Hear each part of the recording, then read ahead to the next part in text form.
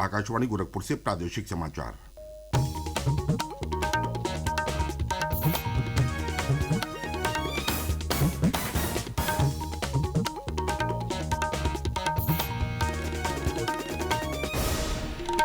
नमस्कार। समाचार बुलेटिन के साथ में प्रमोद कुमार सिंह। पहले मुख्य समाचार। प्रधानमंत्री नरेंद्र मोदी ने कहा, रेलवे क्षेत्र में अभूतपूर्व बदलाव से खुले हैं रोजगार और निवेश के अवसर। 41,000 करोड़ रुपए से अधिक की रेलवे परियोजनाओं का किया शुभारंभ। गोमती नगर रेलवे स्टेशन समेत प्रदेश के 74 रेलवे स्टेशन और 267 रोड ओवरब्रिज एवं अंडरपास का पूरा हुआ पुनर्विकास व निर्माण।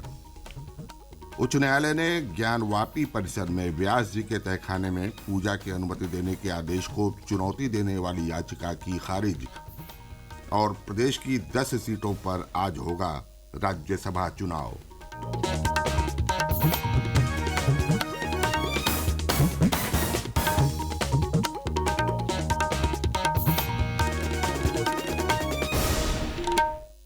अब समाचार विस्तार से।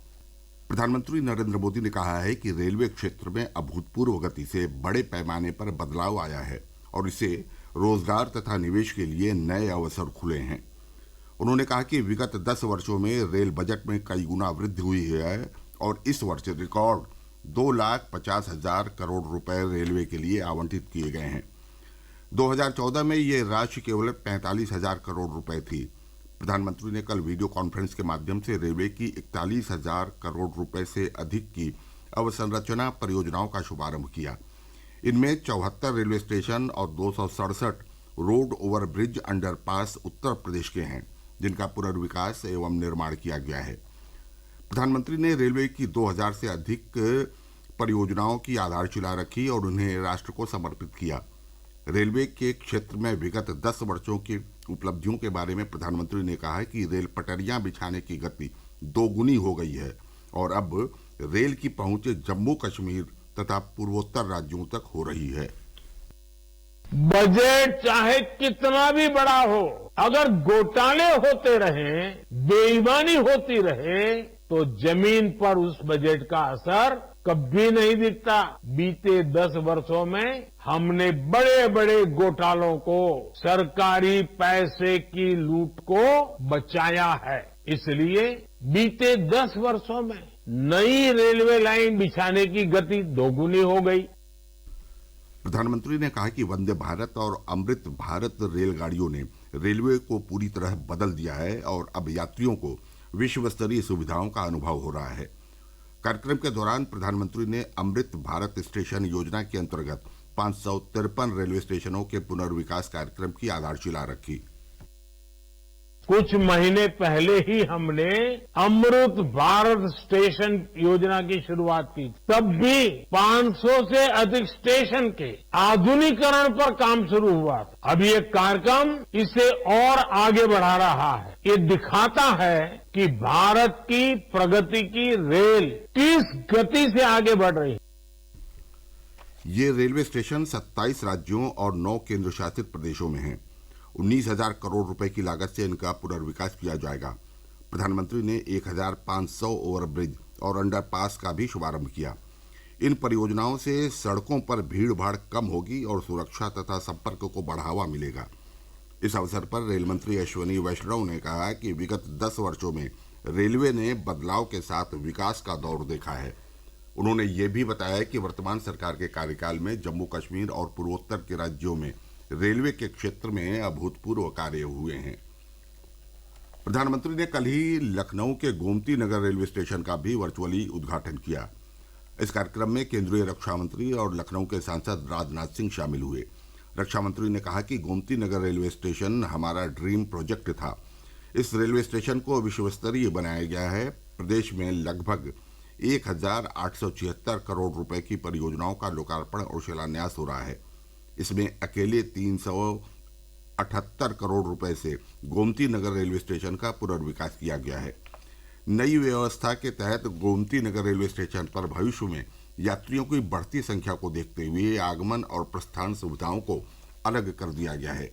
ये शहर के दोनों हिस्सों को जोड़ता है। इस केंद्रीय वातानुकूलित स्टेशन में आधुनिक यात्री सुविधाओं जैसे कि air concourse, congestion free circulation, food court और ऊपरी व निचले बेसमेंट में पर्याप्त पार्किंग स्थान है। मुख्यमंत्री योगी आदित्यनाथ ने अपने सरकारी आवास से कार्यक्रम में वर्चुअली जुड़े।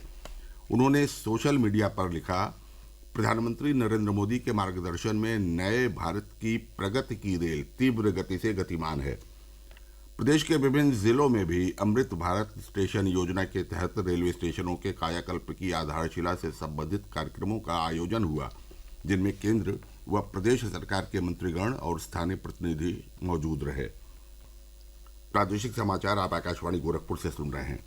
ये समाचार बुलेटिन हमारे YouTube channel AIR news Gorakhpur और एक्स हैंडल AIR न्यूज़_GKP पर भी उपलब्ध है। इलाहाबाद उच्च न्यायालय ने कल व्यास जी के तहखाने में हिंदू पक्ष को पूजा देने की अनुमति के खिलाफ दायर ज्ञानवापी मस्जिद समिति की याचिका खारिज कर दी। न्यायमूर्ति रोहित रंजन अग्रवाल की पीठ ने फैसला सुनाते हुए ज्ञानवापी के अंदर पूजा की अनुमति देने के वाराणसी न्यायालय के आदेश पर रोक लगाने से इनकार कर दिया। उच्च न्यायालय ने कहा कि वर्ष 1993 में व्यास जी के तहखाने के अंदर पूजा रोकने जाने की राज्य सरकार की कार्रवाई गैर कानूनी थी। वाराणसी में ज्ञानवापी मस्जिद का प्रबंधन करने वाली अंजुमन इंतजामिया मस्जिद समिति ने इस महीने की 1 तारीख को उच्च न्यायालय में अपील दायर की थी। प्रदेश की 10 सीटों पर आज राज्यसभा का चुनाव होगा। इन सीटों पर 11 प्रत्याशियों के उतरने से मुकाबला रोचक हो गया है। भारतीय जनता पार्टी और समाजवादी पार्टी छोटे दलों को अपने पाले में करने में जुटी है। इन सबके बीच कल लोक भवन पहुंचे जनसत्ता दल के अध्यक्ष रघुराज प्रताप सिंह राजा भैया ने कहा कि राज्यसभा चुनाव में वो भाजपा के साथ हैं। जनसत्ता दल की स्थिति स्पष्ट करते ही भाजपा के 8वें उम्मीदवार संजय सेठ की जीत भी पक्की दिख रही है। निषाद पार्टी, सपा और रालोद के सभी विधायक पहले ही भाजपा के साथ हैं।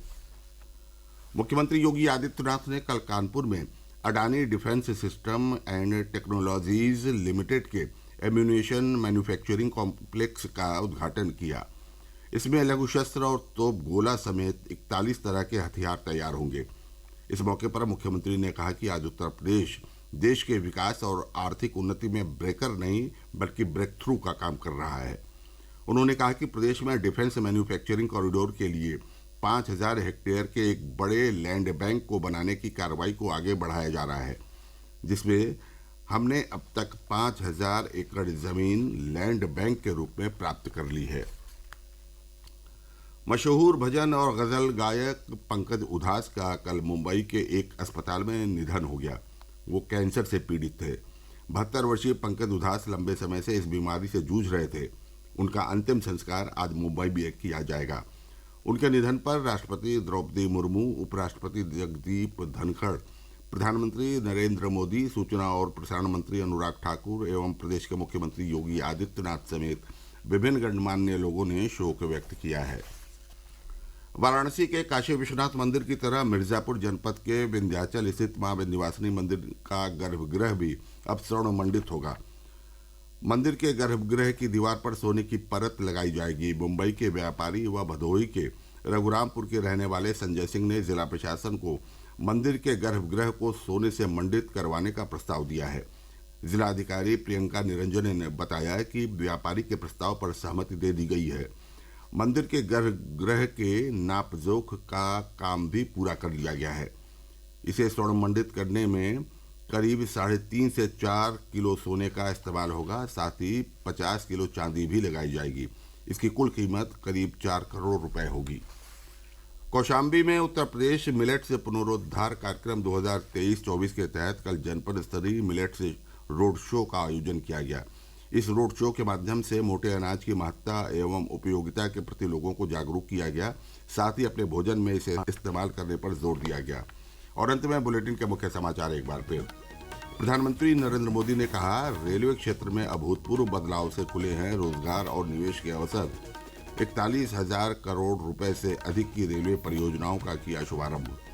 गोमती नगर रेलवे स्टेशन समेत प्रदेश के 74 रेलवे स्टेशन और 267 रोड ओवरब्रिज एवं अंडरपास का पूरा हुआ पुनर्विकास व निर्माण।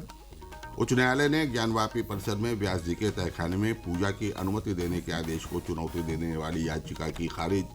और प्रदेश की 10 सीटों पर आज होगा राज्यसभा चुनाव।